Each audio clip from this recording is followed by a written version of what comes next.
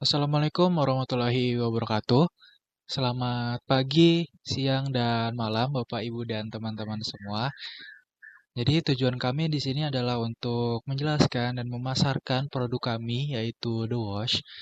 Namun sebelum kita membahas lebih lanjut mengenai apa itu The Wash, izinkan kami memperkenalkan diri terlebih dahulu. Perkenalkan, saya Muhammad Rizky Febrianto dengan NIM 045. Di sini saya selaku Project Manager dalam tim. Selanjutnya ada Muhammad Refi Fadilah dengan NIM 034 yang berperan sebagai koordinator mitra dan monitoring. Selanjutnya ada Muhammad Faris Alfiansyah dengan NIM 079 selaku front-end developer. Lalu ada Fikri Abiur Rahman dengan NIM 063. Beliau berperan sebagai graphic designer dan branding spesialis. Dan terakhir ada Naila Kamelia Indraswari dengan NIM 009 yang berperan sebagai marketing dan user acquisition. Mungkin untuk penjelasan selanjutnya mengenai apa itu The Wash bakal dilanjutkan oleh rekan saya. Baik, di sini saya akan menjelaskan apa itu The Wash. Jadi The Wash merupakan sebuah aplikasi sistem informasi laundry berbasis mobile yang menghubungkan antar pelanggan dan juga pengelola dari laundry dalam satu platform digital, yaitu The Wash. Jadi untuk The Wash sendiri memiliki beberapa fitur unggulan. Yang pertama yaitu ada POS dan juga laporan yang ini bakal digunakan oleh owner laundry dalam mengelola pemasukan dan juga pengeluaran dari laundry tersebut, dan juga bisa melihat laporan singkat dari pendapatan maupun hal-hal lain di dalam sebuah dashboard aplikasinya. Dan selanjutnya ada tracking real time. Jadi di sini user dapat melihat status dari laundry mereka sudah sampai tahap mana saja. Dan selanjutnya yang terakhir ada pencarian dan pemesanan laundry. Jadi di sini user dapat mencari laundry-laundry terdekat dari daerah mereka dan juga dapat melakukan pemesanan melalui aplikasi tersebut. Berikutnya lanjut lanjut ke bagian target pasar. Untuk proyek kami ini sendiri, kami menargetkan berdasarkan perilaku, demografis dan juga fisiografis. Dari perilaku sendiri, kami menargetkan untuk orang-orang yang dimana rutin untuk menggunakan jasa laundry, yang dimana biasanya itu ada di kalangan muda, terkhusus untuk teman-teman yang berkuliah atau teman-teman yang punya kesibukan. Lalu yang kedua, aktif bertransaksi digital. Kami menargetkan ini kenapa? Karena untuk teman-teman yang dimana mereka seringkali untuk melakukan transaksi digital itu bisa lebih paham dan juga bisa lebih mengerti dari bagaimana cara menggunakan aplikasi sendiri. Lalu yang ketiga yaitu kami menargetkan memilih layanan yang mudah diakses melalui aplikasi.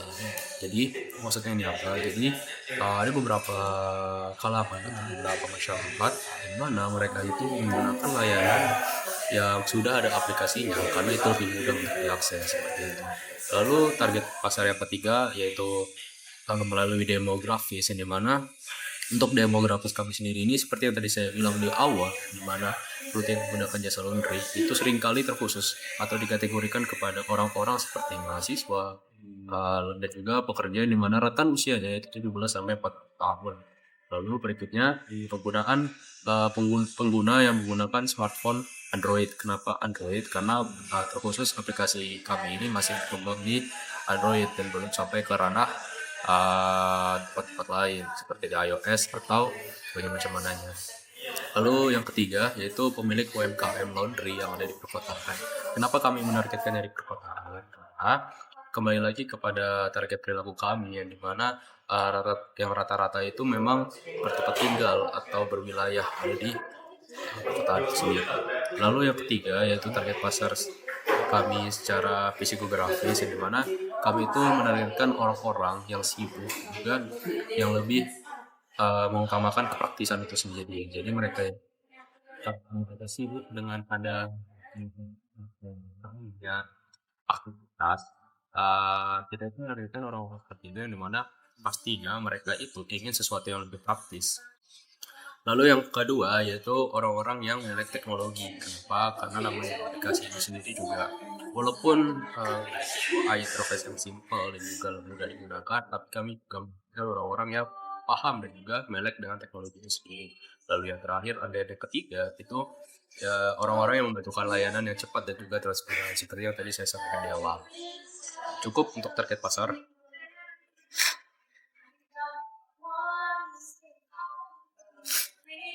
Lalu, ini lanjut strategi pemasaran. Strategi pasar. Lalu lanjut dari target pasar tadi, tentu saja kita punya yang namanya strategi pasar. Nah, untuk strategi pasar ini sendiri kami mengkategorikan menjadi 4 jenis, yaitu produk, price, place, and promotion atau P4. Di mana untuk produk kami sendiri ini adalah sebuah e-laundry atau electronic laundry yang menggunakan sistem PO, sistem kaset POS digital. Di mana di dalam sistemnya itu sendiri memiliki tracking real time, di mana bisa untuk menampilkan data secara langsung dan juga secara nyata, baik dari sisi pengguna maupun sisi admin. Admin itu sendiri adalah pemilik laundry. Lalu dari segi harga atau price, kami mengkomisikan 5%, di mana membership pertamanya, yang dimana membership itu 10.000. Lalu untuk subscription untuk mitra atau si pengelola tempat laundrynya itu 49.000. Lalu yang ketiga yaitu place, di mana untuk tempat ini yang pertama place, di mana kami mempublikasikan aplikasi kami itu ada di Play Store, di mana ranahnya itu sudah di Android. Lalu yang kedua adalah kawasan kampus, kos, dan mitra laundry. Itu adalah tepat secara real, di mana kami menaruh atau menjustifikasikan di mana tempat dari target kami ini berada. Lalu yang terakhir yaitu promotion, di mana kami mempromosikan dari aplikasi kami ini melalui sosial media seperti Instagram, TikTok, atau sejenisnya. Lalu kami juga mempromosikannya dengan QR code atau kode referral, dan juga kami melakukan kerjasama dengan komunitas-komunitas yang ada sebagai salah satu uji coba atau bisa dibilang agar kami bisa mendapatkan feedback untuk bisa memantapkan lagi dari strategi pasar kami sendiri. Oke, sekarang kita bakal masuk ke sistem informasi dan teknologi yang digunakan. Jadi di sini saya bakal menjelaskan fondasi teknologi yang kami gunakan untuk membangun aplikasi ini yang tidak hanya berjalan hari ini tapi juga siap berkembang di masa depan. Yang pertama, kami memilih Flutter sebagai platform front-end berbasis Android. Mengapa Flutter? Karena Flutter memungkinkan kami membangun aplikasi dengan performa yang cukup tinggi dan UI yang halus serta responsif, serta waktu pengembangannya itu lebih efisien dibanding teknologi yang lain. Ini berarti biaya pengembangannya untuk Dewas itu lebih rendah dan kecepatan marketnya lebih cepat bagi kami. Terus yang kedua, untuk backend dan database itu kami menggunakan Firebase atau Supabase, dua platform yang sudah dipercaya oleh jutaan aplikasi global. Keduanya ini menyediakan sistem autentikasi yang sama dan aman, serta sinkronisasi data secara real time, dan juga kapasitas penyimpanannya bisa kita skalakan untuk menyesuaikan pertumbuhan pengguna aplikasi. Jadi semakin banyak pengguna yang bergabung, sistem ini bisa siap menampung tanpa ada gangguan. Terus untuk dari sisi desain dan tools, itu kami menggunakan Figma untuk memastikan tampilan yang dirancang itu mempertimbangkan user experience-nya atau pengalaman penggunanya. Nah, pengembangannya ini itu dilakukan di Android Studio yang berjalan di atas layanan cloud, yang berarti tidak ada biaya server fisik yang mahal dan sistem kami itu bisa diakses dan dikelola dari mana saja. Dan yang terakhir yang tidak kalah penting, kami mengintegrasikan Google Maps API untuk fitur lokasi dan routing pengantaran laundry. Jadi dengan teknologi ini pelanggan itu bisa menemukan laundry yang terdekat secara akurat, dan mitra kami juga yaitu mitra laundry itu bisa mengoptimalkan rute pengantarannya. Nah, secara keseluruhan stack teknologi yang kami pakai itu bukan sekedar soal teknis, tapi kami juga pengen menggunakan teknologi yang terbukti hemat biaya dan mudah dikembangkan. Mas yang dipakai, di sini saya bakal menjelaskan gimana sih cara aplikasi ini bekerja di real life dan mengapa alur ini kami rancang sedemikian rupa. Oke, semuanya itu dimulai dari pelanggan membuka aplikasinya. Jadi kami merancang onboarding yang intuitif sehingga siapapun dari mahasiswa atau dari ibu rumah tangga itu bisa langsung menggunakan aplikasinya tanpa pelatihan. Terus selanjutnya, pelanggan ini bakal mencoba mencari laundry terdekat dengan integrasi Google Maps API yang sudah saya jelaskan tadi. Jadi sistem kami, The Wash, itu bisa menampilkan pilihan laundry berdasarkan lokasi, rating, harga, dan juga ketersediaan. Jadi pelanggannya itu nggak perlu lagi tanya-tanya di grup WhatsApp atau secara manual, karena semua informasinya itu ada di dalam satu tempat, yaitu dalam satu sistem. Terus kemudian pelanggan bakal memilih layanan dan melakukan pemesanan. Nah, disinilah nilai bisnis kami itu benar-benar terasa, mulai dari jenis pilihan, estimasi harga, hingga jadwal pengambilan. Semuanya itu transparan di aplikasi kami dan bisa dikonfirmasi. Jadi nggak ada lagi ketidakpastian harga dan miskomunikasi antara pelanggan dan juga mitra. Oke, terus ketika ordernya masuk, kemudian diterima dan dikonfirmasi oleh mitra laundry kami, mitra kami itu bakal mendapatkan notifikasi secara real time. Jadi ketika pelanggan itu sudah melakukan pemesanan, notifikasi untuk order yang masuk itu bisa didapatkan oleh mitra secara real time dan bisa juga melihat detail pesanannya seperti apa. Konfirmasi juga bisa langsung dari aplikasi kami. Jadi ini bisa memastikan zero miscommunication antara pelanggan dan juga mitra. Dan yang terakhir itu proses pencucian berjalan. Dan pelanggan ini juga bisa memantau status cuciannya itu secara real time. Jadi saat selesai, pelanggan itu bakal mendapatkan notifikasi yang otomatis dikirim oleh sistem. Jadi pelanggan ini bisa tahu, oh ternyata cuciannya udah selesai atau belum. Jadi itu aja buat proses bisnisnya yang kami ciptakan ini buat menciptakan antara kepercayaan antara pelanggan dan mitra laundry. Jadi agar terciptanya kayak retensi pengguna, loyalitas mitra, dan juga pada akhirnya pertumbuhan revenue dari sistem kami itu dapat berkelanjutan bagi kita semua. Baik, sekarang kita akan masuk ke perhitungan modal di Wash. Kami telah melakukan rancangan anggaran pada tahun pertama yang mencakup beberapa komponen utama. Yang pertama di sini ada legalitas dan administrasi awal. Ini mencakup pendaftaran merek, administrasi dan perpajakan, membutuhkan dana sebesar 1,2 juta. Kemudian ada publikasi dan identitas digital sebesar 2,2 juta. Teknologi dan infrastruktur ini mencakup kebutuhan teknologi dari Wash, contohnya kayak kebutuhan Firebase ataupun storage, yang mana membutuhkan biaya sebesar 1,2 juta. Kemudian untuk onboarding mitra, pada tahun pertama Wash sendiri menargetkan untuk menggait 30 mitra aktif. Di sini tentunya membutuhkan kunjungan dan juga monitoring eksklusif pada tahun pertama, sehingga kami sediakan dana sebesar 3,1 juta. Selanjutnya untuk marketing dan akuisisi user, pemasarannya kami alokasikan dana sebesar 5,9 juta.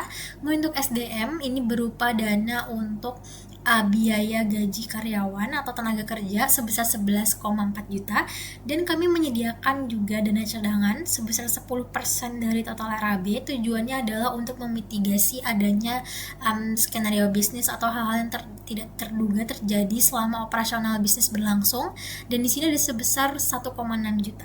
Nah, jadi secara total untuk modal awal di Wash itu membutuhkan dana sebesar 26.889.300 rupiah. Selanjutnya, kami juga melakukan analisis cash flow laba rugi pada tahun pertama. Nah, jadi untuk tahun pertama sendiri di Wash itu memiliki target langganan yang dimiliki. Untuk paket bulanan mitra, di Wash menargetkan terdapat 120 langganan.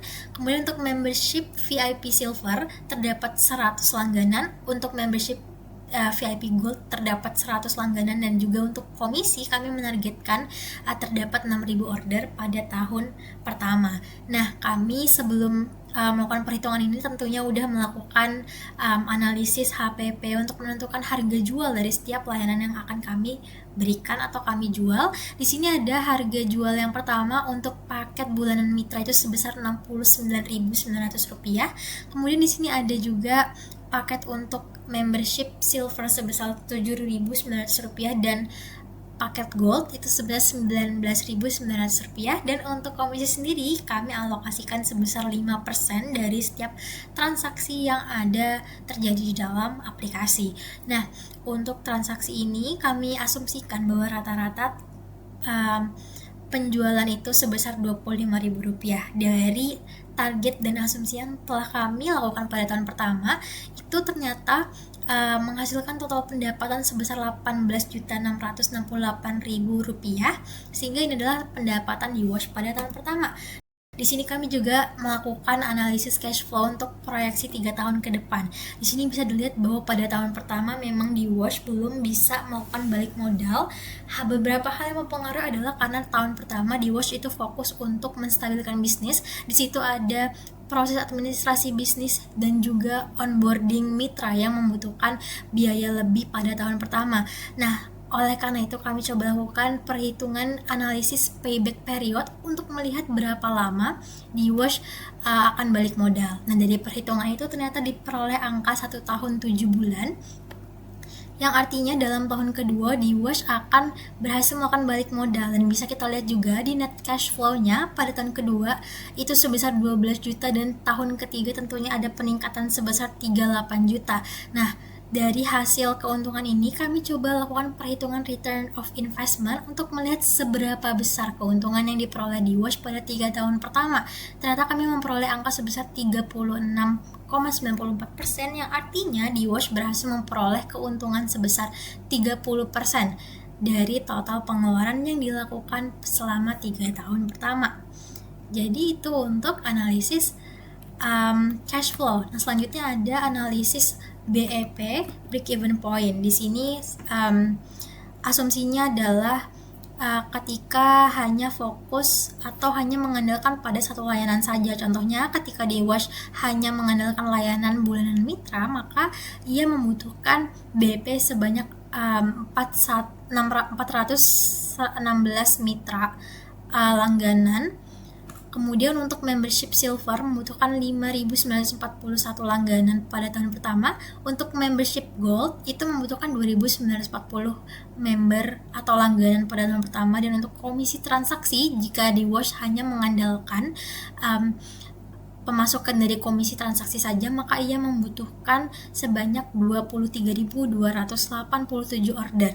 Nah, di sini saya bagi menjadi dua, ada BEP tahun pertama dan BEP operasional. BEP tahun pertama adalah BEP di mana tahun di Wash itu didirikan, yaitu pada awal tahun, sedangkan BEP operasional ketika bisnis sudah mulai stabil, sehingga hanya memasukkan perhitungan dari biaya operasionalnya saja, tidak termasuk administrasi ataupun onboarding, seperti itu. Jadi begitulah untuk analisis BEP.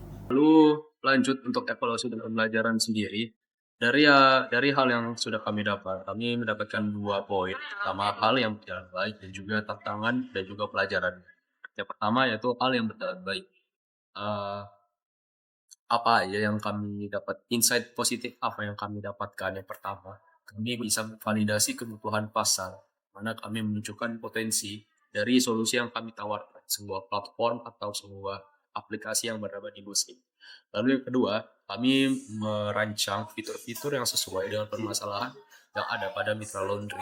Lalu yang ketiga, kami melakukan kolaborasi yang efektif berbasis tim, seperti itu.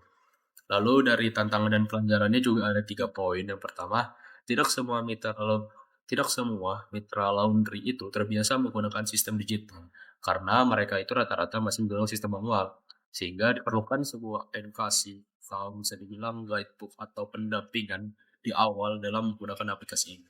Lalu yang kedua, ada umpan balik. Pengguna itu menjadi dasar dalam menyempurnakan fitur dan juga model bisnis. Lalu yang terakhir dan yang ketiga yaitu fokus pada penyelesaian masalah utama. Penyelesaian masalah utama pengguna itu lebih penting daripada menambahkan banyak fitur. Selanjutnya, di sini kami sudah cantumkan juga dokumentasi yang sudah kami peroleh. Yang pertama, yang di dalamnya itu ada foto dari prototipe kami, yaitu The Wash. Lalu juga ada foto testimoni pelanggan atau evaluasi calon pelanggan. Dan terakhir ada dokumentasi screenshot transaksi atau bukti penjualan, atau screenshot simulasi transaksi penjualan. Mungkin cukup sekian dari apa yang bisa kami sampaikan mengenai produk The Wash ini. Kurang lebihnya mohon maaf. Wassalamualaikum warahmatullahi wabarakatuh.